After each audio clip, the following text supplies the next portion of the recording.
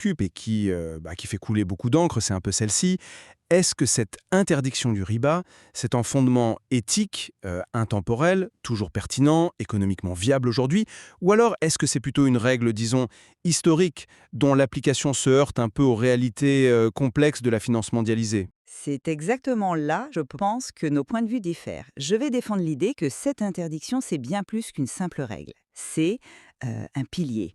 Un pilier éthique et socio-économique essentiel qui est ancré dans les textes fondateurs de l'islam et qui vise à promouvoir la justice, un partage, disons, équitable des risques et puis un lien fort, nécessaire même, entre l'argent et l'économie réelle.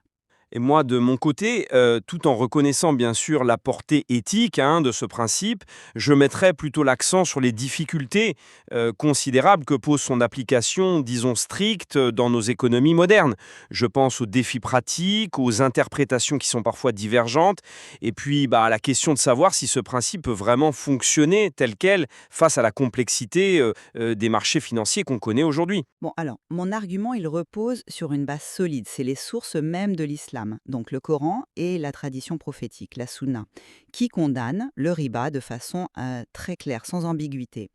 Le Coran dit explicitement Dieu a permis la vente, il a interdit l'usure, riba. Ce n'est pas juste une suggestion, hein, c'est une interdiction formelle qui est vue comme une source majeure d'injustice, d'exploitation. Au cœur que ça, on trouve des valeurs fondamentales. La justice sociale, ce qu'on appelle maslaha, l'équité, le refus d'un gain qui serait garanti sans effort ou sans prise de risque réel.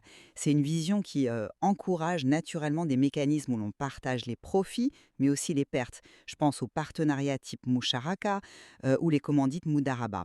L'idée maîtresse, c'est vraiment de lier la finance à des projets concrets, à des actifs tangibles. D'ailleurs, cette logique, elle est renforcée par l'interdiction d'autres pratiques, comme l'incertitude excessive, le rare ou la pure spéculation, qui s'assimile au jeu de hasard, le maïzir. Le système est vraiment conçu pour être ancré dans l'économie réelle, l'économie productive. Et on voit bien d'ailleurs que des instruments spécifiques, comme la Murabara, qui est une sorte de vente avec marge bénéficiaire connue, ou les soukouks, ces certificats d'investissement adossés à des actifs, eh bien, ils ont été développés et ils connaissent une croissance certaine. Ça montre, à mon avis, que ce modèle est non seulement éthique, mais aussi viable.